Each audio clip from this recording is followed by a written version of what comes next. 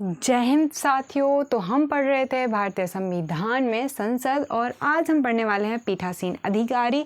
तो last video में हमने आर्टिकल 79 में देखा था संसद का गठन, 80 में देखा था राज्यसभा की संरचना, 81 में देखी थी लोकसभा की संरचना, देखी थी जनगणना के बाद सीटों का पुनः समायोजन, लोकसभा और राज्यसभा में 83 में देखा था सदनों की अवधि, 84 में देखी थी अर्हता संसद सदस्यों की और 85 में देखा था सत्र, 17 विघटन, आहूत करना क्या होता है, कौन क्या करता है, विधेयक पास लैप्स क्या कब होता है। 86 में देखा था हमने राष्ट्रपति का अधिभाषण और 87 में देखा था हमने विशेष अधिभाषण।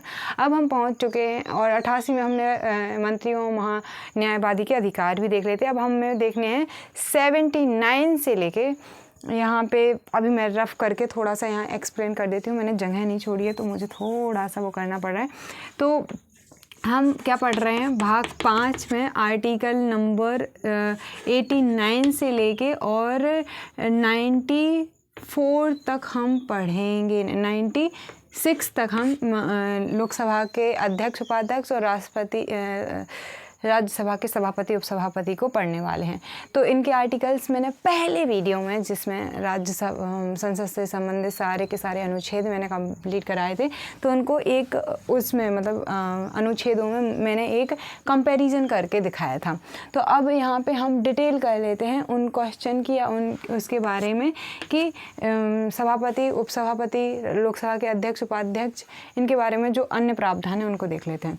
तो आपको अध्ययन के आधार पर अगर बात करें चुनाव की, तो लोकसभा के अध्यक्ष का चुनाव कब होता है, तो इनका चुनाव नहीं होता है, इनका उन्हीं सदस्यों में से नियुक्ति होती है। ये बात याद रखने लायक है, ठीक है। उन्हीं में से चुना जाता है। तो वैसा तो चुनाव होता है कि मत बता दो कितने लोग इनके तरफ हैं और कितने नहीं हैं, लेकिन ऐसा अलग से कोई वो नहीं होता है, ठीक है, कि निर्वाचक मंडल बने राष्ट्रपति उपराष्ट्रपति की तरह, ठीक है। तो जो लोकसभा के अध्यक्ष हैं उन्हें कहाँ से चुना जाता है, लोकसभा के सदस्यों में से ही एक व्यक्ति को चुना जाता है। तो कब, पहली बैठक में ही, चाहे वो लोकसभा के अध्यक्ष हों, चाहे उपाध्यक्ष हों, चाहे राज्यसभा के उपसभापति हों। लेकिन राज्यसभा के सभापति यानी कि भारत के उपराष्ट्रपति का होता है निर्वाचन, तो वो इस क्राइटेरिया में फिट नहीं होते हैं। अब हम बात करते हैं कि कौन इनके मतलब कि इनको चुनेगा, तो उसी सदन के सदस्य चुनते हैं। तो यही लोकसभा अध्यक्ष के लिए, यही लोकसभा के उपाध्यक्ष के लिए, यही राज्यसभा के सभापति के लिए। तारीख कौन डिसाइड करता है चुनाव की, तो ये डिसाइड करते हैं लोकसभा अध्यक्ष के लिए राष्ट्रपति और लोकसभा उपाध्यक्ष के लिए कहते हैं अध्यक्ष, उनका होता है निर्वाचन, ठीक है, राज्यसभा के सभापति के लिए। अब पदावधि की बात करें हम, तो पदावधि जो है संसद के जीवन काल तक रहती है लोकसभा के अध्यक्ष की और लोकसभा उपाध्यक्ष की। लेकिन हमें पता है कि राज्यसभा के सदस्य जो हैं उनका कार्यकाल कितने वर्ष का होता है, उनका कार्यकाल होता है 6 वर्ष का। कितने वर्ष का होता है, 6 वर्ष का। और वहाँ पे राष्ट्रपति का हमें पता है कि 5 वर्ष का होता है, तो ये वहाँ पे थोड़ा अलग हो गया। रिक्ति अगर हो जाती है तो दूसरे व्यक्ति को अध्यक्ष के तौर पे कौन चुनता है, राष्ट्रपति चुनते हैं। ये लिखने का मुझे ध्यान नहीं रहा, तो ये याद रखेंगे आप। और अगर इन्हें त्यागपत्र देना है तो रिक्ति कैसे कैसे हो सकती है, त्यागपत्र द्वारा हो सकती है, सदस्य ना रहें इस द्वारा हो सकती है, और प्रस्ताव द्वारा हटाया जा सकता है। 14 दिन पहले नोटिस बस देना होगा। तो जब त्यागपत्र दिया जाता है तो ये किसको त्यागपत्र देते हैं, लोकसभा के अध्यक्ष। लोकसभा के अध्यक्ष जो है उपाध्यक्ष को देते हैं, ठीक है, और उपाध्यक्ष जो है वो अध्यक्ष को देते हैं। गलती से ऐसा लिख दिया होगा, ठीक है, क्योंकि संसद में लोकसभा का जो सर्वेसर्वा होता है वो अध्यक्ष होता है और राज्यसभा में जो सर्वेसर्वा होता है, राज्यसभा का पदेन सभापति या सभापति होते हैं, तो वो ही देते हैं। और उपसभापति जो हैं राज्यसभा के, वो किसको देंगे अपना त्यागपत्र, तो वो देंगे सभापति को, और राष्ट्रपति को देंगे कौन, राज्यसभा के सभापति क्या देंगे, त्यागपत्र दे देंगे। अगर सदस्य ना रहें तो लोकसभा के अध्यक्ष को अपने आप हटना पड़ेगा, लोकसभा के उपाध्यक्ष को भी और उपसभापति को भी राज्यसभा के। लेकिन क्योंकि उपराष्ट्रपति का हुआ है निर्वाचन, तो इनके लिए एक क्राइटेरिया नॉट एप्लीकेबल ही है, ठीक है। आप बात करते हैं कि मतदान, तो पीठासीन अधिकारी अगर आप होते हैं तो लोकसभा में जैसे कोई व्यक्ति है वो पीठासीन अधिकारी है, तो दोनों पार्टियों के अगर मत बराबर आ गए तो फिर आपको क्या करना पड़ता है, आपको एज अ पीठासीन अधिकारी निर्णायक मत देना होता है, ठीक है। और तो इस सब में बराबर है। लेकिन अगर सोचो कि आपके खिलाफ प्रस्ताव आया है तो वहाँ पे आपको अपना मत देना पड़ता है। तो क्योंकि ये तीनों तो सदस्य हैं तो इन्हें तीनों को तो मत देने का परमिशन है सामान्य में, लेकिन इन्हें मतदान करने का अधिकार नहीं है, क्योंकि ये सदन जो राज्यसभा के सदस्य हैं ही नहीं, तो उन्हें का वहाँ पे मतदान नहीं देना पड़ेगा। इसीलिए जब लोकसभा की ज्वाइंट सिटिंग यानी कि संयुक्त बैठक होती है, कोई भी उसका अध्यक्ष बन सकता है, लेकिन राज्यसभा के सभापति वहाँ के अध्यक्ष नहीं बन सकते हैं। आई होप कि आपको इतना क्लियरिटी से समझ आ गया होगा। अब हमें लोकसभा के अध्यक्ष और लोकसभा के उपाध्यक्ष इनके कार्य समझने हैं, है ना। तो मैं लिख दूं पहले से या फिर आपको ऐसे ही लिखवाते हुए पढ़ा दूं, क्योंकि टाइम लग जाता है मुझे लिखने में, तो मैं टाइम वेस्ट नहीं करना चाहती हूँ, तो मैं पूरा नहीं लिखूँगी, ठीक है। तो जैसे लोकसभा के अध्यक्ष, इन सब के कार्य को समझना है। तो देखो, उपाध्यक्ष को केवल इसलिए रखा है ताकि कभी आकस्मिक रूप से इनका स्वास्थ्य ठीक ना रहे, अनुपस्थिति रहे किसी भी कारण से, तो ये उपाध्यक्ष अध्यक्षता कर सकें, ठीक है। ये भी नहीं है तो 10 लोगों की सभापति की तालिका बनाई जाती है तो उनमें से किसी को रखा जा सके, लेकिन अनुपस्थिति के लिए है ये, लेकिन उनका पद खत्म हो गया है तो नए अध्यक्ष को वो करना पड़ेगा, तो राष्ट्रपति उधर चुनेंगे। तो आई होप कि आपको ये समझ में आ गया होगा। अब लोकसभा अध्यक्ष के क्या इनके कार्य हैं, तो इनका कार्य क्या है? इनका कार्य है, सबसे इम्पोर्टेंट कार्य है कि जो बैठक होती है तो बैठक बुला लेना। अब हर दिन थोड़ी आहूत करेंगे, उन्होंने तो, राष्ट्रपति ने तो एक बार आहूत कर दिया, तो हर दिन की बैठक में देखना, बैठक को बुलाना, बैठक को स्थगित करना, बैठक में सब लोग जो मतलब कि बैठालना, जो भी ऐसे काम है वो करना, और यहाँ पे मतलब कि गणापूर्ति देखना, ठीक है। जो भी संसद के कानून या अधिनियम है उनके अंतिम व्याख्याकार के रूप में इनको जाना जाता है, क्योंकि संसद के तो मतलब कि लोकसभा के तो यही है सर्वे सर्वा, यही है सब कुछ, और संसद है अपने यहाँ संप्रभु। तो इनका निर्णय जो है वो अंतिम या मतलब कि अंतिम निर्णय होता है, अंतिम व्याख्याकार हैं, ठीक है, निर्णय देते हैं यहाँ पे, और ये अंतिम व्याख्याकार हैं किसी भी अधिनियम के, ठीक है। अधिनियम या कोई भी जो कानून होता है उसके अंतिम व्याख्याकार। और ये क्या कहते हैं, ये दल बदल के आधार पे जो है ये बताते हैं, इनका निर्णय जो है वो अंतिम होता है, यहीं पे लिख देते हैं दल बदल के आधार पे निर्णय देने के यही वो व्यक्ति हैं जो कोई विधेयक धन विधेयक है या नहीं, इसके बारे में बताते हैं कि हाँ धन विधेयक है या नहीं। अगर संयुक्त बैठक बैठती है तो उसकी अध्यक्षता कौन करते हैं, तो उसकी अध्यक्षता भी कौन करते हैं, लोकसभा के अध्यक्ष करते हैं, ना कि उपाध्यक्ष या राज्यसभा के सभापति। अगर लोकसभा के अध्यक्ष यानी स्पीकर नहीं है तो वाइस स्पीकर कर लेंगे। ऐसे ही जो भी मतलब कि अंतर्राष्ट्रीय राष्ट्रीय लेवल पे भारत की संसद को रिप्रेजेंट करने का काम हुआ तो वो भी कौन करते हैं, लोकसभा के अध्यक्ष करते हैं। अब यही सेम काम ये उपाध्यक्ष करेंगे जब सभापति नहीं लोकसभा के अध्यक्ष नहीं होंगे, और यही सेम काम जो है राज्यसभा के सभापति करेंगे राज्यसभा में। कहाँ पे करेंगे, राज्यसभा में, ठीक है। लेकिन राज्यसभा के सभापति की कुछ सीमाएं हैं, ये कौन कौन से काम नहीं करेंगे। तो इनको धन विधेयक के बारे में बहुत कम वो है कि धन विधेयक है या नहीं, तो इसके बारे में इनको वो नहीं है। संयुक्त बैठक के बारे में इनको वो नहीं है, मतलब अध्यक्षता करने का अधिकार। तो इनके ये पद की सीमाएं हैं, और अगर सभापति नहीं है तो उपसभापति को इनके कार्यों को संपादित करना पड़ेगा। तो ये है, तो ये मेनली कार्य हो गए। अब हमें क्या देखना है, तो अब हम पीठासीन अधिकारी के क्या देख लेते हैं, एक बार आर्टिकल्स देख लेते हैं। वैसे तो मैं एक बार क्लियर कर चुकी हूँ, लेकिन फिर से एक बार कोशिश क्या बता ही देती हूँ। तो हम आर्टिकल 88 तक पहुंच गए थे। अब 89 क्या कहता है, राज्यसभा के सभापति और उपसभापति, राज्यसभा के सभापति एंड उपसभापति, पूरा लिखने में वो लगता है टाइम। और 90 में क्या है, 90 में है राज्यसभा के सभापति और उपसभापति के की पद कैसे कैसे रिक्त हो सकता है। तो रिक्ति बस लिख देती हूँ मैं, ठीक है।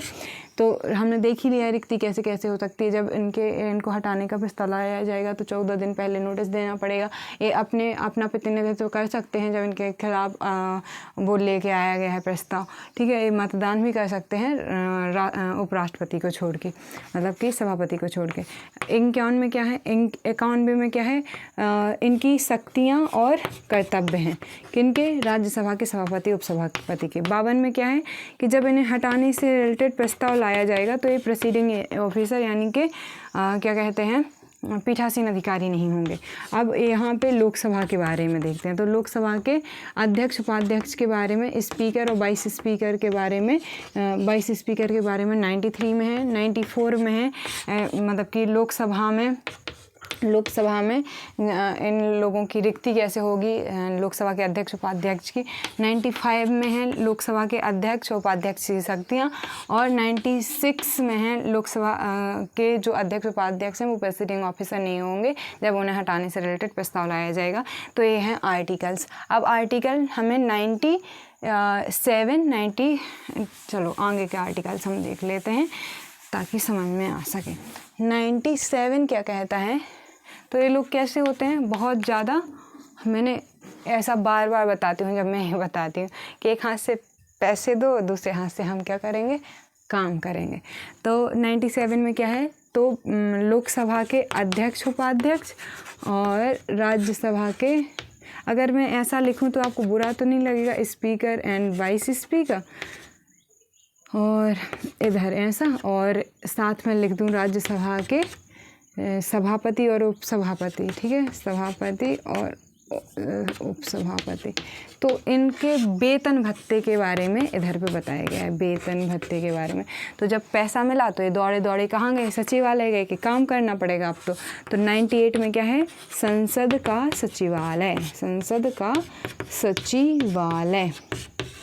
अब वेतन के बारे में आपको ध्यान रखना है कि इनका वेतन संसद के अधिनियम द्वारा निर्धारित किया जाता है। वर्तमान में कितना है ये जानना बिल्कुल भी ज़रूरी नहीं। 99 में है शपथ के बारे में कि ये शपथ लेंगे। सचिवालय के लिए दोनों ही सदनों के अलग अलग सचिवालय हैं। सचिवालय का जो मुख्य होता है वो महासचिव होता है, तो वो सारे काम देखता है। और शपथ जो हैं तो लोकसभा अध्यक्ष उपाध्यक्ष को राष्ट्रपति शपथ दिलाते हैं, और बस ये वहीं के सर्वा होते हैं, या राष्ट्रपति नहीं है तो कोई और व्यक्ति राष्ट्रपति के बिहाफ पे उन्हें वो दिलाएगा। आर्टिकल 100 जो है वो गणपूर्ति के बारे में बताता है।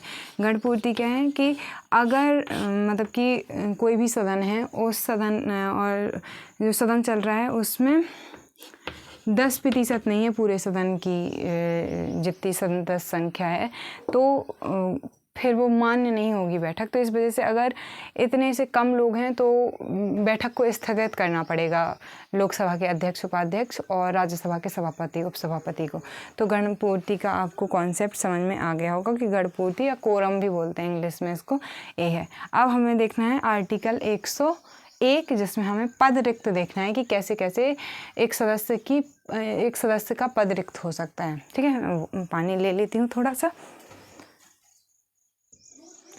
हमें पढ़ना है अब स्थानों का रिक्ति की, कोई भी संसद सदस्य है तो उसका पद रिक्त कैसे होता है। तो हमें पता है कि आर्टिकल 101 में ही है, तो आर्टिकल 79 से लेके और 100 तक हम कंप्लीट कर चुके हैं। सब तालियां। अब हमें 101 आर्टिकल पढ़ना है, और ये कहता है कि किसी संसद सदस्य का स्थान रिक्त कैसे हो सकता है। तो एक तो कारण हो सकता है कि वो दोहरी सदस्यता ले ले। दोहरी सदस्यता का मतलब क्या होता है कि एक व्यक्ति राज्यसभा और लोकसभा दोनों का सदन चुना गया है। अब दोनों का सदन चुना गया है तो दोनों का सदन तो नहीं, दोनों सदनों में चुना गया है तो दोनों सदनों पर तो नहीं रह सकता। तो दोनों सदनों में से उससे 10 दिन के अंदर कोई एक सीट वो करनी पड़ेगी। लेकिन ये माना जाता है कि लोकसभा पावरफुल है और इम्पॉर्टेंट है, तो अगर वो 10 दिन में खुद डिसाइड नहीं करता है तो राज्यसभा की सीट अपने आप उसकी समाप्त कर दी जाती है। अगर एक व्यक्ति एक सदन से दूसरे सदन में चुन लिया जाता है तो भी उसके पहले सदन की सदस्यता ख़त्म कर दी जाती है, क्योंकि अगर उसने पहले सदन में था और दूसरे सदन के लिए चुनाव लड़ा है, मतलब उसे पहले में इंटरेस्ट नहीं होगा। ऐसा हम कॉमन सेंस करके याद रख सकते हैं। एक सदन में 2 सीटों पर अगर कोई व्यक्ति जीत गया है तो उसको खुद बताना पड़ेगा फिर, वरना 14 दिन में दोनों ही सीटें टाटा बाय बाय हो जाएंगी। या एक व्यक्ति संसद और राज्य विधानमंडल दोनों जगह चुना गया है, ठीक है, तो राज्य विधानमंडल में उसकी 14 दिन में सीट समाप्त हो जाएगी अगर वो खुद नहीं करेगा तो। ठीक है। निर्हरता घोषित होने पर निर्हरता संबंधी हमने देख लिया था कि निर्हर संविधान में किसके आधार पर किया जा सकता है, लोक प्रतिनिधित्व अधिनियम 1951 में किसके आधार पर किया जा सकता है, और दल बदल के आधार पर किस आधार पर किया जा सकता है। फिर त्यागपत्र दे दें। त्यागपत्र संसद सदस्य जो हैं वो किसको देते हैं, प्रेसिडिंग ऑफिसर यानी कि जो लोकसभा अध्यक्ष उपाध्यक्ष हैं, अगर अध्यक्ष नहीं है तो उपाध्यक्ष, और राज्यसभा में सभापति उपसभापति को, अगर सभापति नहीं है तो। अगर वो अनुपस्थित रहें संसद को बिना बताए, अध्यक्ष को बिना बताए 60 दिन तक, तो भी उनकी सदस्यता चली जाएगी। अन्य कोई कारण भी हो सकता है, जैसे चुनाव ही अवैध या रद्द हो गया हो, या उसे निष्कासित कर दिया गया हो प्रस्ताव लाकर, या फिर वो प्रेसिडेंट या वाइस प्रेसिडेंट या गवर्नर यानी राज्यपाल चुना गया हो। तो ये था आर्टिकल 101। आर्टिकल 102 में क्या है, आर्टिकल 102 में निर्हरता संबंधी प्रश्न, और आर्टिकल 103 में क्या है, निर्हरता संबंधी जो प्रश्न उनका निश्चय कैसे किया जाएगा। और 104 में है कि शपथ के बिना अगर कोई बैठता है तो नहीं बैठना चाहिए, उस पर फाइन वाइन लगेगा। तो ये हो गए 104 तक के आर्टिकल्स। अब हमें विशेष अधिकार और जो भी देखना है वो नेक्स्ट वीडियो में देखना है। आई होप कि आपको मज़ा आ रहा होगा, आई होप कि आपको समझ आएगा होगा, और आप क्रम से सीरीज़ से अगर देखेंगे तो ज़्यादा ठीक रहेगा, क्योंकि छोटे छोटे पार्ट्स में है तो आपको पुराने वीडियो का लिंक या तो डिस्क्रिप्शन में मिल जाएगा, या प्लेलिस्ट है पॉलिटिकल साइंस के नाम से, तो जाके आप उसको चेकआउट कर सकते हो। Thank you so much. जय हिंद।